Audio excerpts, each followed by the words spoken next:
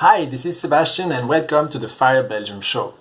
In this episode, we have a very special guest, Amber Tree Leaves. Amber Tree Leaves is a Belgian father on his path to financial independence.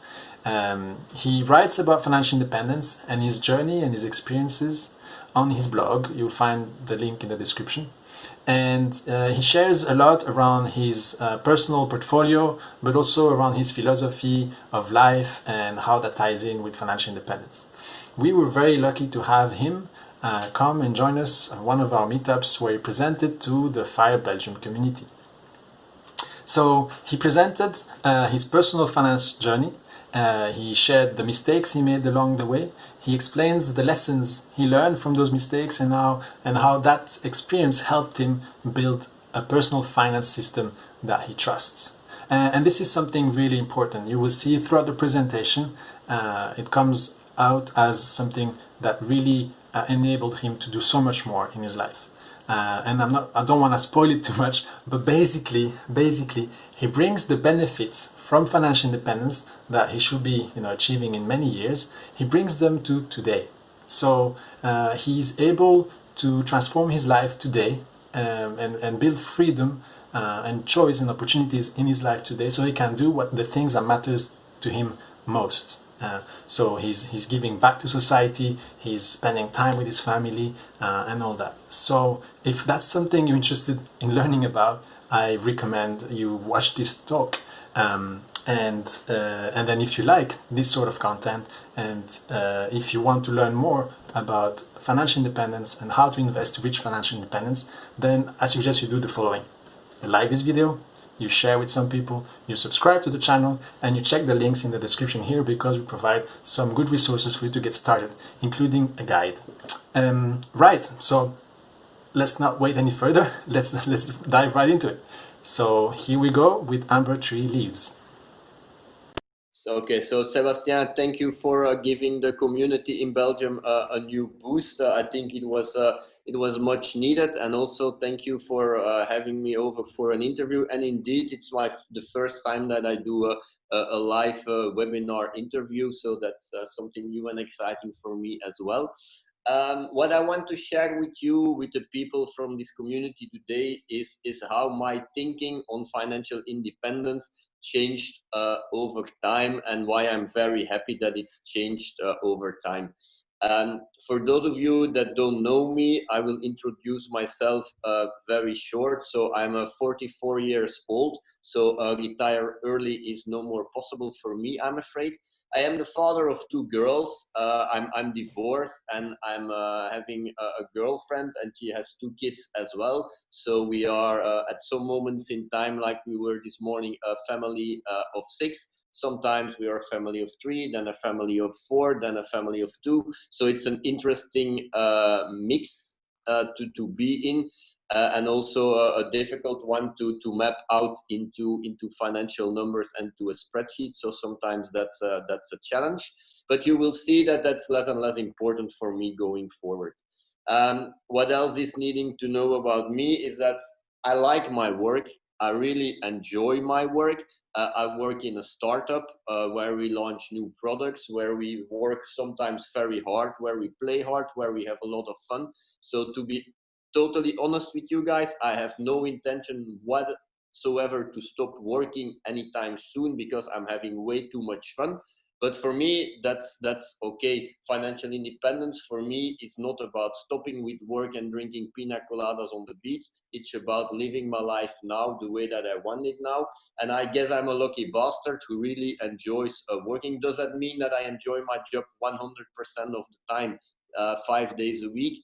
No, I do have my bad moments, but overall, I'm very happy that I can get my energy boosted when I deliver stuff at work. So I'm a product owner, and I lead a team of product owners and product managers, and I really love it, and I intend to keep doing it as long as possible. So in that way, I am a little bit more atypical than the people who sit in a cubicle and want to quit it as soon as possible. My intention is to stay there as long as I can. I'm also a very curious guy. I like to try out new things. I like to experiment with things. I like to find out how issues work, and that's amongst others how I came into the fire community. That's how I ended up trading options. That's how I am now growing sunflowers because I really like it and I'm curious how to do it. On the other side, and you might see it on my background, I also like to relax and take my time for myself. For me, living a good life now is not only about having your finances in order, but also having your personal life in order. So yes, I do meditate, and it also gives me a lot of tranquility, and it allows me to see things in another and in a different perspective. So, what is my evolution into financial independence? I would like to start with my period when I was about 16 to 18 years old and grow into that. I call it stage minus two. It's my complete ignorance. So, what is it? When I was 16 years old, I got a monthly allowance from my parents, and that taught me to budget and to become budget aware because I only got money once a month. So, in a certain way, I was used in having some kind of a salary, and I had to figure out how to deal with that. Once I graduated as an engineer, I started working. I kept living at my parents' place, and that allowed me to do things. One is buying a car and putting a completely modern at that time sound system in that car with my first salary because it seemed like a very good idea.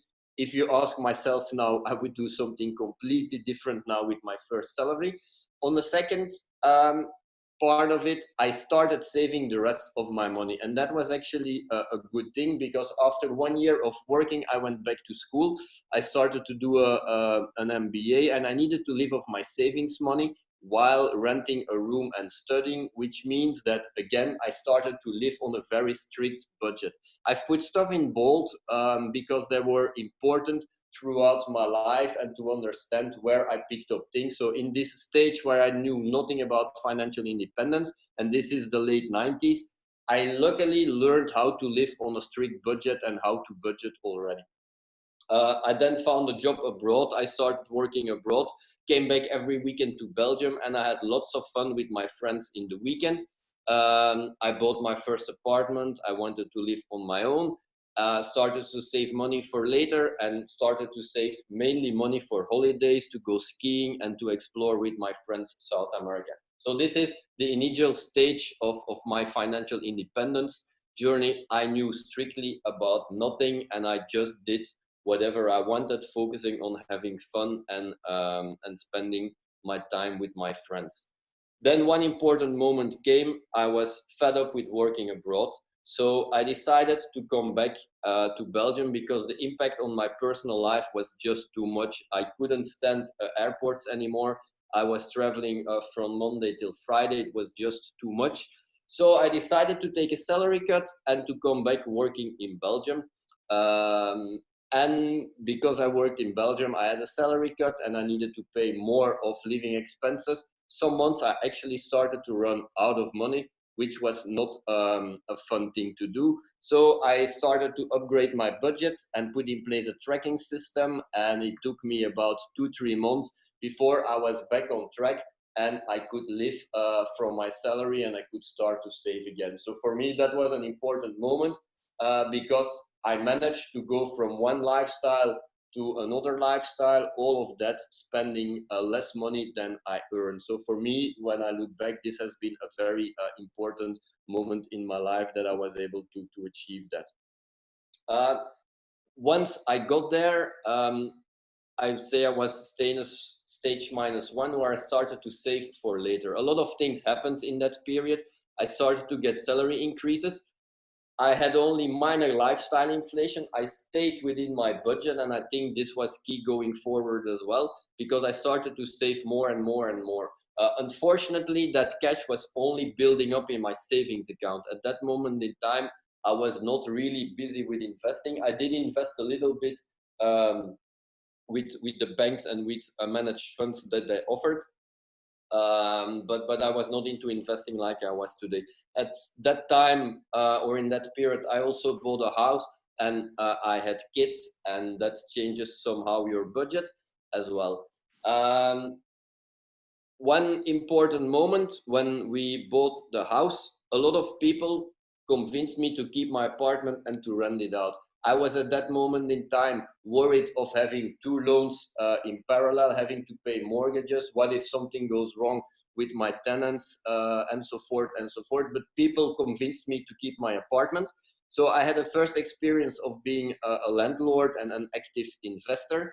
And thanks to the budget experience that I had in the past and keeping close track of all our expenses as a family and of the rental, I was capable of doing that. When I look back, this was very important because, as you know, the real estate market in Belgium has always gone up. Even post 2008, it has always been up and up and up. So I managed to get my mortgage that was paid by my tenants, and I got a very nice increase of the value of my apartment. Then something else happened. Years later, we were living here in our house. I still had not yet discovered the fire movement, and we decided to upgrade our garden. While we were having this discussion, my tenants, they divorced and half of it moved out, and a lot of things happened. I'll spare you the details. At the end of the day, I only lost 50 euros into the process. And at that time, my apartment was about 12 to 14 years old, and it started to need to have some serious maintenance so that I could rent it out again and increase my price. At that time, I decided to sell my apartment. One of the main reasons at that time was that the apartment was not what I imagined myself living in later. And with hindsight, that's a mistake. You should, and that's my personal opinion, look at an apartment as an investment and not as the place where you see yourself living once the kids move out of the house. So if I would look back and would change something, this would be change number two. I would not have sold my apartment at that moment in time. I would have taken a loan or used some of my cash, redecorate the apartment and rent it out again. Anyway, that didn't happen. I sold the apartment and I ended up with way more cash than I needed to upgrade the garden. We upgraded the garden, not the most frugal upgrade, not the most expensive upgrade either, but the end result was that we were sitting on a mountain of cash at that moment in time, and something needed to happen with that. What do you do if you have a lot of cash? You start to ask yourself the question, how do I secure my future? Do I have enough cash to retire? So I started to make, at this moment in time, a lot of spreadsheets and simulations. And once I was stuck on ideas or concepts, I started to Google and I Googled myself around. And then I found this concept called FIRE, Financial Independence, Retire Early. I guess a lot of you started in the same way. You had a problem, you started Googling. And that's the same with me. So I found out this FIRE movement and I started to really binge read everything that I could, the whole blog of Mr. Money Mustache and a lot of other blogs. I started reading, and that helped me truly understand the financial and the mathematical concepts between financial independence. And that was a good thing because, first of all, I didn't feel alone anymore with my problem. And secondly, there was a lot of help out there of people who've been through the same thought process. And it was also good that you find conflicting opinions where somebody says black, you could Google and find somebody says white. So you can then tune yourself, your own concept, and figure out what you want to do with your fire modules, with your spreadsheets, and with all of your simulations. So I think I've spent a few good months on searching around the internet and reading and fine-tuning my Excel spreadsheets. And this is one of the Excel spreadsheets that I came up with. I've built a full model in Excel where I started to model everything I could imagine, from salary, tax refund, impacts of kids going to college, and so forth and so forth, with the various numbers of stock market returns. And I drew this big fat black line, which was, when do I have 25 times my annual expenses?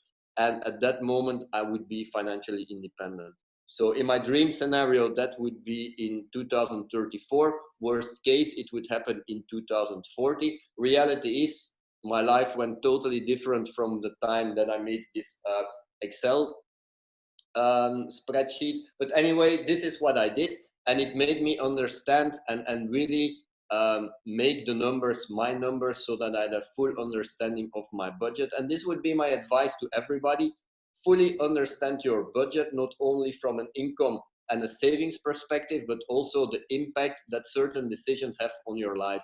If you look around what happens around 2025, that's when the mortgage could have been gone, and then you see a big jump and a fast track move then into financial independence. And that was really something that I started to look forward to. And this was basically the model that I came up with that probably has, you want to earn more money, you want to spend less, you want to have a budget, basically you want to live below your means, you should invest the rest, and one day you will be financially independent. And going forward, this was my thing. This is what I wanted to do. So I started focusing on spending less, on really going through the budget a lot of time, and spending evenings in just looking Excel spreadsheets and stuff like that.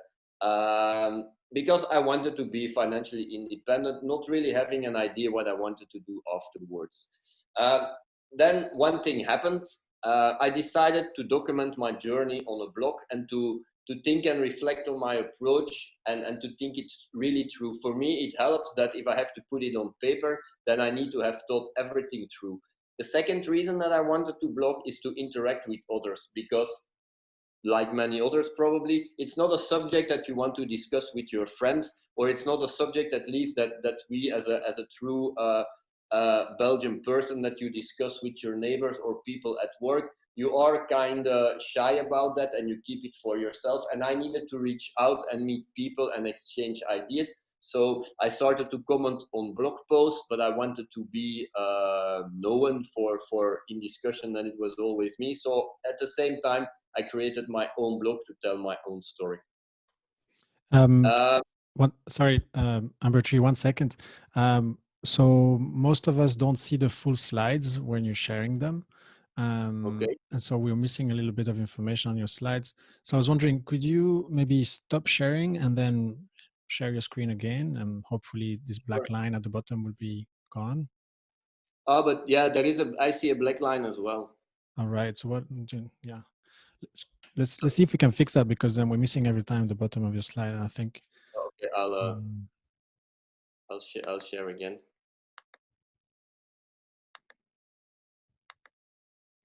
So yeah, there were a couple of slides where, but there you go. I think that's good. Is it better now? No. All right. So as soon as it goes into full screen mode, it's back to the same thing, right? We haven't done the black line at the bottom. And so maybe it's the PowerPoint on your sides. If you want to, maybe shrink it back to a normal view and then back into full screen. Like this? No, we still see the black line at the bottom. But can I see what I'm sharing? I think, yeah, there's different sharing options.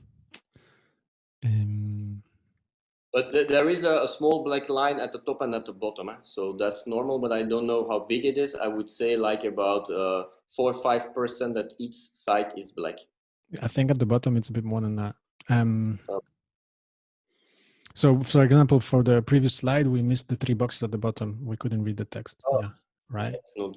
So do you see them now or not? No. Right. Let's test on this slide, because this is very clear. If we're missing something, we will know. You see them or not? No, we don't see. No. What if I can take them out of the sharing mode, and then it will be just yeah, and maybe get out of slideshow mode. Go to normal screen on your side, and then we can try again.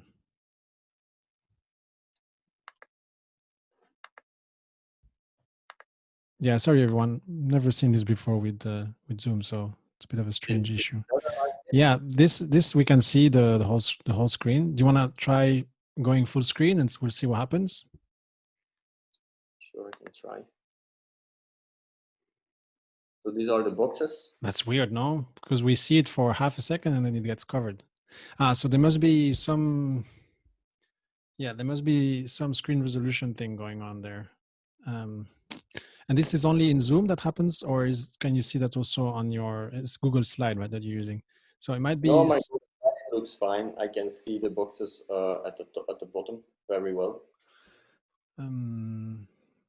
So maybe in screen sharing options, I'm not sure really. I don't think there's any. I don't have a lot of options there. So. Right. So there's two ways. Either we do the presentation where you share this screen as it is now. Yeah, it's less perfect, but then at least you see everything. I guess that's okay. No, what do you guys think? Maybe you want to share what you prefer in the chat. Let us know if this is better than the other one.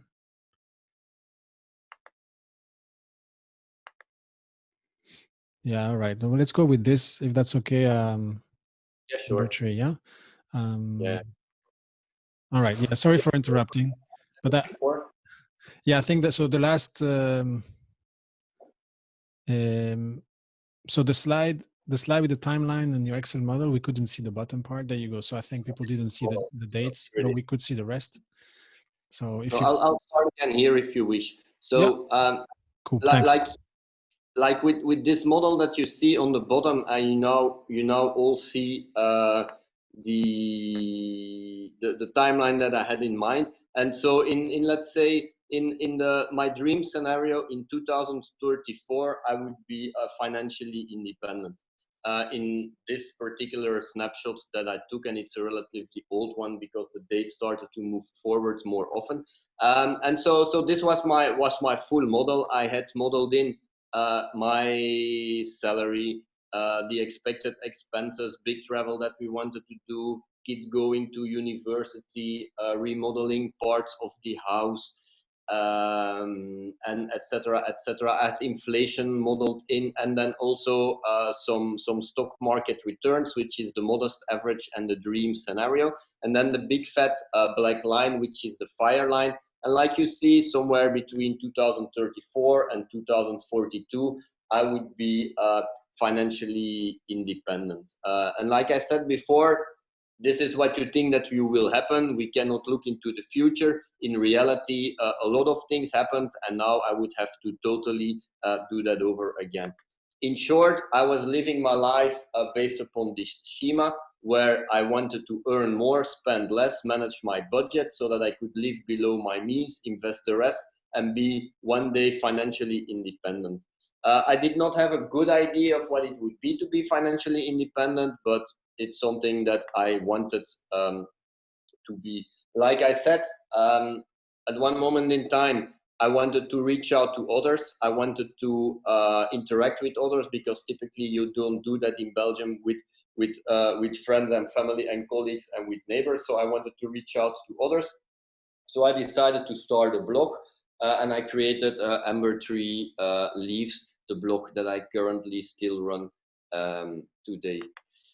And going forward, speaking to people, I came to the conclusion that financially independence, retire early, FIRE is not doing nothing. I want to be involved in things all my life long. I want to have an impact. I want to be challenged by people. I want to challenge people. I want to feel the adrenaline. I want to discover new things and find out new things. So for me, it was very important to have an idea of what I wanted to do after I was fired. And in reading blogs, I came to the conclusion that let's have a fun exercise and see what my life will be when I'm financially independent, but do realize that in reality it will be different. So I started to map out my life in these very close boxes, which is a fun exercise to do, because you can think about things that are important to you, which can give you guidance into your life. But expect reality to be totally different. In a certain way, when it's holiday, you can live your life like you're going to be financially independent. And it's impossible, at least for me, to map my life into this and have fixed blocks, because I now like it more to go with the flow and figure out what happens. But at that time, it seemed to me like a good idea to map out my life.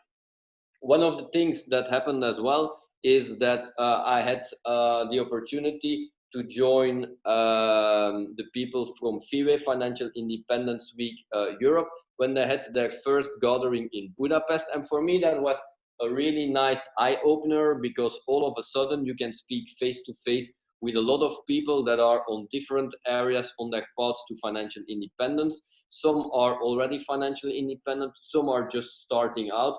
Others have drastically changed their life and started working on passion projects and didn't care about financial independence anymore. So it was 4 very, very nice days there in Budapest to enjoy and hang out with the people. I would say if you ever have the chance to go and join them, do so. It's a fun thing to do, and they're open for bloggers and non-bloggers. And it's there in Budapest that I had the idea to start running meetups in Belgium. So I got in contact with Cheesy Finance, a Dutch blogger, and we started to run a first meetup in the Netherlands, and then a second meetup in Belgium. Why is this second meetup in Belgium important? Because something important happened for me. I had like this aha moment in one of the discussions that we were having. The aha moment that I had is that life is way more than financial independence. Life is way more than this simple thing into financial independence that I imagined. At that time when I was blogging about it, life was about this. And sorry if it's a little bit small, but the bottom part is be financially independent. But like you see, it's not the core of life. What life for me at that time about was happiness and being happy. Now I would give you another definition, but I'll stick to this one. And I found out that there are more ways to be happy than just be financially independent. You can be happy if you do meaningful things. You can be happy if you avoid things that make you unhappy. And that's actually something that I stole from another blogger who said that you can reach happiness by subtracting the things in your life that make you unhappy. And you can also be happy when you're healthy. And I started to break it down. Doing meaningful things means that you work in your passions and that you spend quality time with the people that you like. Knowing your passions means that you need to explore things, that you need to gather experiences and not material stuff, that you need to be coached to find out what's bothering you and what you really like, and that you need to be open-minded for new things that you would otherly exclude. And to have quality time with people that you like, where you need, of course, to have time, and it's easier when you are financially independent to have time, so somehow it does work. The middle part here is about avoiding things that make you unhappy. So dare to say no. Do no longer things that you don't like and just exclude them from your life. And of course, if you're financially independent, it's easier, especially for people who do not like their work. Like I said in the beginning, I'm the lucky guy. I do like my work, so I don't have to say no to work. The part about being healthy is eating healthy food and exercise, but to exercise you need to have time. Again, that's also more easy once you are financially independent. So at that time, my life was no more only about becoming financially independent. It was about the stuff that was on top of financially independent, and I started to focus more and more on what can I do to be happy now? What can I do to live my ideal life now? Why would I want to wait until 2034 to be financially independent and live my life? Maybe I don't even reach 2034. I have no idea what's going to happen now. And I did not want to sacrifice too much of the now in exchange for a future happy life. Does that mean that I now spend all of my money, that I borrow massive amounts of money on a credit card? No, not at all. This bottom part here, like you have seen in my story, I still live on a budget. I still live below your means. I still avoid lifestyle inflation. It's just that I figured out what my ideal lifestyle is today and what my ideal spending that corresponds to that lifestyle. And I now live that lifestyle. And I do know that it slows down my financial independence because I don't care, because it contributes now to me being happy, to me now doing meaningful things, to be me now being more or less healthy. And that's way more important for me than just reaching here this arbitrary number and then not knowing what to do going forward. So my life now is about leveraging my good financial habits that I've built up in the past, trusting that system that I've put in place. So trusting that whenever my salary comes in, I split it up into living expenses and putting it in my financial independence fund. I also start to accept that I cannot control life because my initial plans that have changed drastically compared to 2015. And I now focus more on what matters. And this resulted at the beginning of the year of me making this overview. And this is basically my plan for 2020. And what you might see is there is no financial plan in there. There is no financial number that I want to achieve this year. Why? Because I trust my system. I know that one day I want to be happy, and it will only materialize if I can do the things that I do now. So this is now what I focus on, and I've got a blog post that explains all of that. Or if you have questions, we can come back to that. And it also means that I do some things that take me farther away from my financial independence life. So, for instance, I'm divorced, so every other Wednesday I have my kids. I do not work on Wednesdays when I have my kids, and I have some form of unpaid leave for that in place, which of course from a pure financial independence point of view does not make sense. Why would I want to give up roughly 10% of my salary? Because I want to be with my kids. I want a quality time with my kids. I want to take the time to bring them to school and to take them to their sports activities, make them lunch and play with them into the garden. It will delay my financial independence date. That's fine. I also decided that in the summers, I take 1 month of parental leave. The impact on my salary is the same. It cuts off more or less 10% of my salary. And I don't care because it's more valuable to me to be with my kids now rather than telling to my kids, but you know what? In 2034, I will have every day of my life for you because I will be financially independent. By then, they have their own life and they probably don't care about spending time with me and playing in the garden. If I want to have a connection with them, I need to build it now. What I also find nice and important, and I thank Sebastian for this opportunity, is doing meetups and speaking to people. I still keep doing that. I still keep blogging. And another passion project for me is improvisation. So I started with my girlfriend our own group of improvisation. All of things that cost me money, that delay my financial independence, but that make me extremely happy now. So my fire date, I have no idea. And for me, that's okay. I have no more model in place that tells me when I will be fired, just for the sports of it. And that's maybe an old habit that I have. I still track my progress towards financial independence. So I publish my Amber Index every month. I started calculating again, but I refuse to translate it into a fire date. So I don't know when it will happen. I don't know if it will happen, but I do know that I now make the deliberate choices on what I do with my money in my time. And for me, that's what the whole FIRE movement at the back is about, is live the life that you want. And I've adjusted it, not as from a certain date, but already today. So that was my presentation and the topics that I wanted to share with you. I don't know if you have any specific questions for me. I'm happy to answer and apologize for the slides going wrong. The first time that it happened.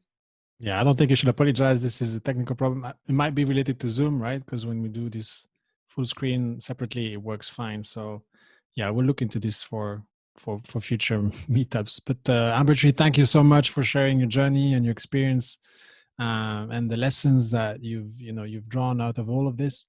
I think like just first quick feedback for me is like it feels like you're already in financial independence. Like you've achieved the goal of what a lot of FI bloggers aspire to and FI people aspire to, and that is sort of the freedom to decide how to best use your time and the freedom to enjoy things as they come, the freedom to be able to say no, the freedom to be able to exchange what matters to you, for some, without really being too tied up to money and financial goals. And I think like this is such it's a very unique way of looking at FI, I would say. And there's few people who are I think strong as you are, pursuing financial independence, but already living it, 10 years, 15 years, maybe even 20 years before, you don't even know when it's going to be. And it might be sooner than later. We don't know, but like it's very powerful. And so thanks for sharing that message. It's something that a lot of people in the financial independence community need to hear. And a lot of people who are starting on the journey should also hear, because yes, money and financial independence only are tools, and there are tools, and they're going to be as good as you are good at using them. And you're giving us a brilliant example of how to use them, in a very good way, so that they help you today and not in 20 years. And that is brilliant. There's one thing that you said that really struck me, and I kind of note it down because it's a nice quote. I don't want to sacrifice too much now in exchange for a future happy life, right? So I think that's kind of sums up the last part of your presentation. I don't know if you would agree with that. Yeah, that's the conclusion that I came to in this 5 years that I'm thinking for myself. What I want is that I think you should organize yourself now to do what you want, and not say, oh, I will be quote quote unhappy for another 3, 4, 5 years, because then I will be financially independent and then I can do what I want. Why waste those 5 years? And of course, it's not easy to do. Like I said, I'm a lucky guy because I like my job. I'm not fighting to quit my job. I'm happy to stay there as long as I have fun. And today I have fun, so I'll stay there. So I don't see it as a punishment to go to work. Not everything is nice, of course, but overall it gives me more energy than I have to put in. Yeah, that's brilliant. So what we're gonna do now, obviously, we get into the Q&A section. I'm checking if anybody has asked question on Slido. Well, it looks like there's only my questions there. No problem. So what we're gonna do is I'm gonna ask a few questions now to Amber Tree, and then we're probably gonna have a conversation with the audience. Yeah. So there are some new questions. Well, in the meantime, so if you guys want to ask questions, you can still go to slido.com, go 000, and then type them in there. Those that are most voted we'll focus with those. We'll start with those for sure, and then at some point we'll open the floor for Q&A with everybody. And maybe you can even get to ask your questions from Slido if you want. So. Right. So the first question for me, Amber Tree, if you don't mind, is you do mention that you trust your system, and that seems to me to be, the superpower you have. Right. You have a system in place. You trust the system. It allows you to make changes, and it allows you to make very big changes, bold changes that actually bring you happiness and fulfillment right now, which is sort of the dream of everyone. And most people think that you get that when you get to FI, but you've done that now. And do you think that's because of this trusted system you have? That's a big part to it. Trusting the financial math behind financial independence, for me, makes it easy to automate everything and to get that out of the way, so it's no longer a burden. And I'm not going to hide it. I do earn more than average, so it's easier for me to have money over at the end of the month, and that contributes to making it for me easy to invest the rest. That's one part of it. The other part of it, and I did not really mention that into the slides, is that I also took a lot of coaching and self-reflection trainings to be able to understand how the human nature works, to understand what emotions do with your life, how these things can screw you up or help you going forward. And that's probably one of the underlooked elements in financial independence, that it's mainly all about getting the numbers, but I think you also need to work on yourself. And I don't know if other people experience that, but happiness is something that does not come from others or from something else. It's something that comes out of yourself. And the combination of those two, trusting the financial math and knowing what my issues are and dealing with my issues through meditation and to emotional coaching and other things, helped me to be more happy now than I was like 5 years ago. because I'm more relaxed, I'm more chilled down. And for me, the combination of those things is key for me to live my life that I'm capable of living today. And the system, it's not my system, and the system is very well documented. It's spend less than you earn, invest the rest. That's what we all live by. And I just apply it, but I started to trust it. During a few years, I saw the power of it, and now I fully trust it. And now I'm more working on myself and developing myself. So, and the financial part, yeah, that's under control. I don't worry about it anymore. It's there. It's doing its thing. Yeah, that's brilliant. Look, these two things combined, they really unlock a lot of potential, right? And it's a journey. I mean, on both sides, obviously, financial independence, investing is sort of a long-term thing, but then self-development and discovering, you know, who you are, what you want, where you're going, that's another journey. And it's like at least as important.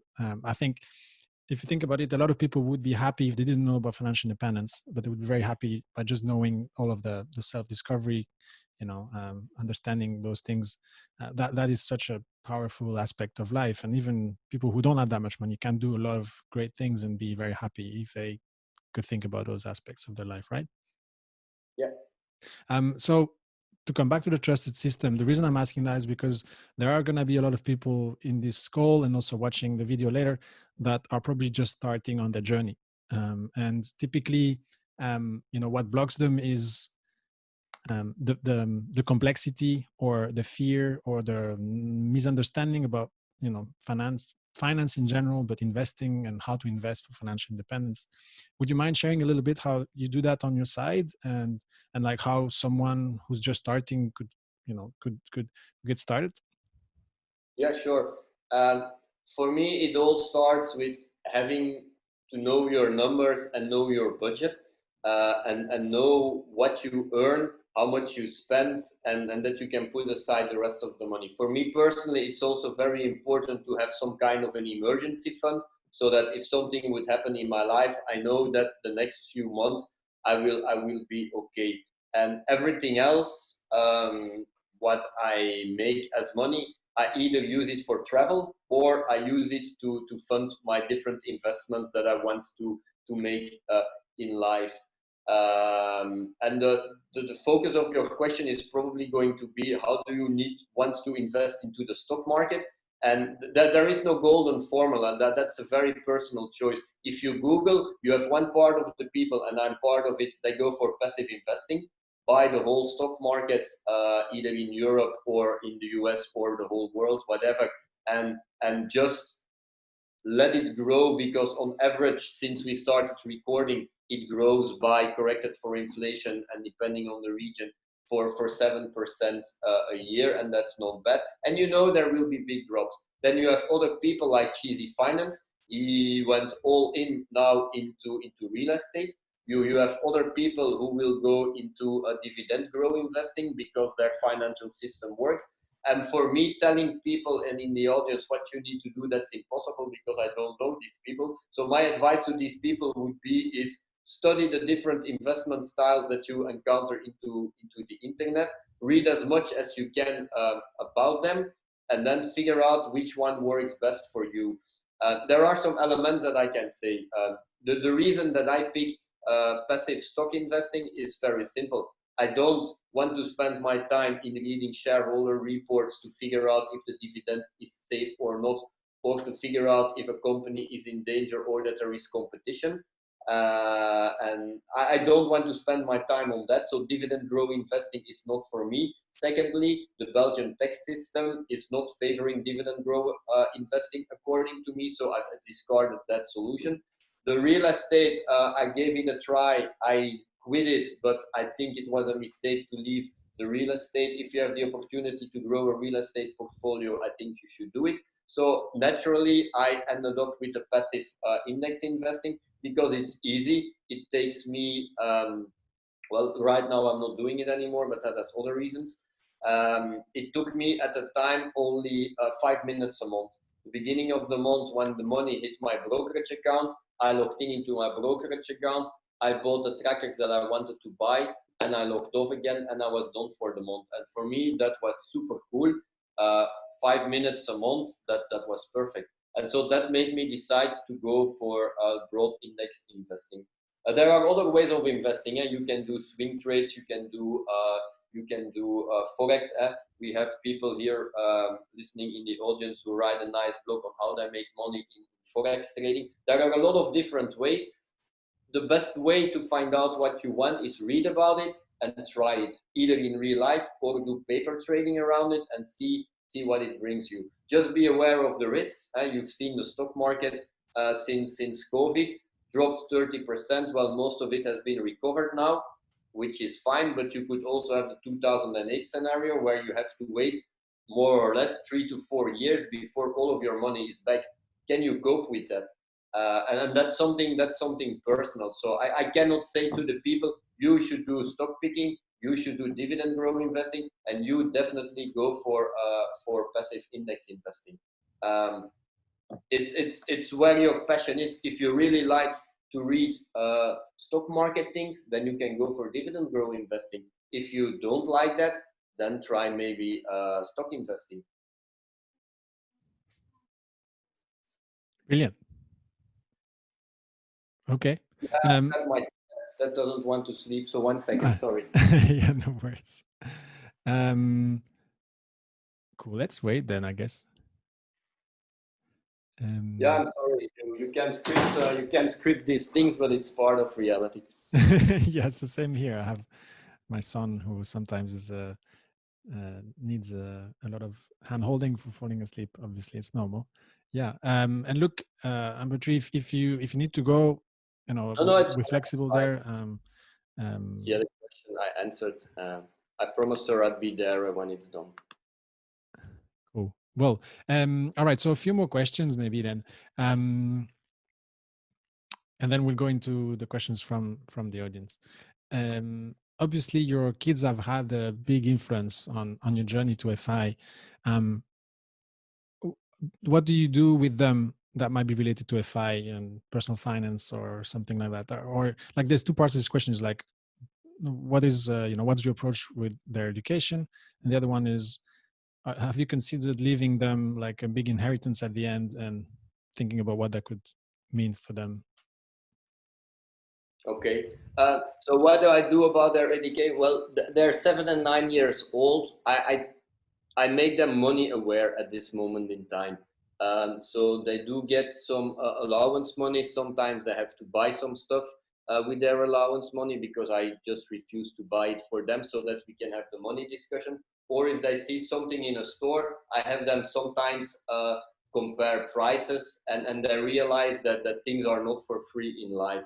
Going forward, once they are older, I will see whether or not they have truly the wish to understand what I do. They know that I trade options and they sometimes come and watch my screen and that's all fine. But at this moment in time, I do not a lot with them other than making them money aware. I do intend to give them a bank account and a bank card once we can.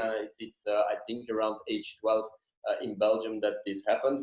And I do plan to make them understand budgeting by giving them maybe in the future a budget. But that's not only my decision. They need to be ready for that and their mother as well. But I do want to make them understand what budgeting is about and that you should live below your means rather than building up consumer debt. So that's what I want them to know by the time that they are 18. If somewhere in between they want to learn about investing, I'm happy to set up for them a brokerage account and have them buy some stocks and see how it feels. But that's too early now. On the second part, do I want to leave them a big inheritance? I have not yet given that a lot of thought yet, and I do not a lot of special things other than putting their birthday money and stuff like that aside for them. But if all goes like it should be, yeah, then of course there will be a significant amount of money that will be available to them, because in my most ideal situation, I reach FI at one moment in time, and according to all simulations, your net worth only grows once you are FI, and you have money over by the time that you die. But I have not yet structured it. I have not yet decided what to do. It's something that I guess you found a blind spot. Yeah, it's something that I did not yet thought about. Yeah, look, I didn't mean to highlight anything blind spot. I have no idea either on my side, and it's, you know, it's kind what I did is I wrote a letter that explains that would something happen to me now, the most important people in my life, my girlfriend and also my mother, they know where that letter is, and there are some things that I explain what I want to happen, but other than that, I've not gone further than that. Oh, but that's already a big step, right? I mean, you're taking care of the people you might leave behind if something unexpected was what to happen to you, and that is big. I think that is something that a lot of people just don't know about, but could you know, would beat a lot of peace of mind for them and the people around them. No, so that's a very nice trick. Thanks for sharing that. Yeah, good wisdom. Something I might have to think about as well. Yeah, I had another question, and then we'll go to you know, we'll let the audience ask questions as well. How do you? I mean, obviously you're working in Belgium, so you will probably be entitled to a pension. Do you take that into consideration in your planning? I mean, when you were doing planning for FI, were you considering that at all, or were you just saying, I'll just be FI before my pension kicks in, and I want to be FI even if I never get my pension? Yeah, the state pension, I left it completely out of all my calculations in the past because the goal was to be financial independent before I reach my pension age. So I wanted to have enough money before that. And I like really the slides that you've done about it, about having money and transfer it to close the gap and stuff like that. But I kept it simple. The date was still far away. So I just said, this is the money that I have now, and I do everything with this money. The only exception that I made to it was that I took my company pension into account because I had more faith in my company pension to be paid out when I was 65 or 67 than my state pension. But in the current Amber index that I track, everything that is money that I cannot access directly or before my pension age, it's totally excluded, because it feels more right for me to do it this way. Because if I want to stop working tomorrow, I should only take into account the money that I can access tomorrow, and my state pension and others I don't. I do not exclude that as I get closer and closer to FI, that I might start thinking about, okay, but if I take into account the penalty, I can access this money or that money and stuff like that. But I think that will only happen when I'm like 60 years or so, and that I then will factor that into my plans to see how it impacts me. But at this moment in time, it's still 20 years away from now, so I just prefer to exclude it. And it's there. I track how much it is. I know how much all my company pensions are worth, but they are not reported in my Amber index. Yeah, no, that makes complete sense. And look, sorry, I'm asking questions like what you're gonna do in 30 years, and obviously your whole plan is I'm not planning 30 years ahead, and I'm planning on living well now. So I don't know if my questions are the best for this. I suggest I'm gonna open the floor to the audience. Just before that, I'd like to share just this, you know, the slide that I had prepared that I ended up not sharing. And that is because I had already introduced you, but I want to share. I want to make sure everybody sees.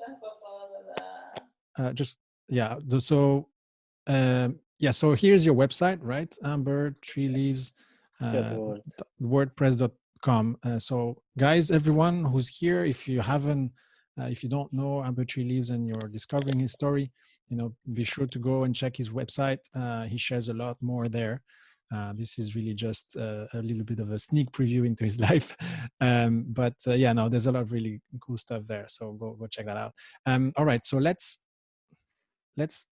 talk about, yeah. I would say I'm inviting everyone now to turn on their cameras so that we can see who we're talking to. I'm gonna check the questions on Slido, and we can have a conversation sort of as a group. Yeah. So we have one question from Wael. Wael, do you want to ask your question directly? I guess that might be easier. Wael. Yeah. Yeah, sorry, sure.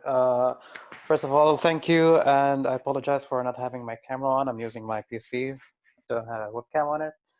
But my question is, how did you decide allocating the assets for your passive investment? I mean, yeah. That's a good question. I have a few blog posts around that. In general, I wanted to be as diversified as possible. So I wanted a portfolio that represented the whole of the world, and then mainly the US and Europe, and then the emerging markets. Personally, at that time, I went for roughly a 50-50 split between US and Europe, and then the remainder, sorry, I went for 10% into emerging markets, and the rest 50-50 split between Europe and US, because at that moment in time, it felt right to me. And with hindsight, it's a little bit of a bias that you think it's safer to invest locally. So I wanted to boost Europe a little bit higher in my portfolio than you would typically do if you just take the whole world index. So I bought the whole world index. I added a European index and an emerging market index, because for me, it felt right at that time. I did not do fancy analysis like the efficient frontier and stuff like that. I just went with gut feeling, and also knowing that the optimal portfolio does not exist. Sorry to disappoint you, but nobody can predict the future, and nobody knows if from now on Europe or US will grow bigger, or if there's some emerging country that will go bigger. I just wanted to be as diversified as possible in those three regions, and then with some gut feeling and some tuning and some reading, I settled on that one. But there is no further rocket science behind it.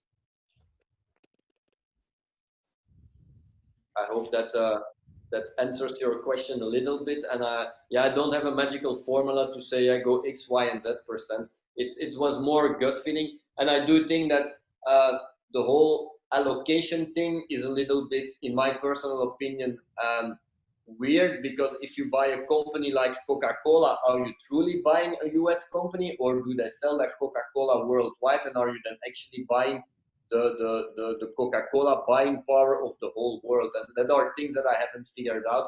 So going forward, I would probably simplify it even more and potentially stick to one ETF only, so that I don't have to rebalance either my portfolio. Just go in, log in, buy, and don't do a quick check. Do I need to rebalance? So that are for me the important things to do. To summarize, it's have global exposure, and secondly, keep it simple to maintain. So I have never considered a very detailed portfolio where I have some US and then some Canada and this and that, and whatever. It needed to be simple. And one of the things that I also decided is that, given my age, I did not want to invest into bonds.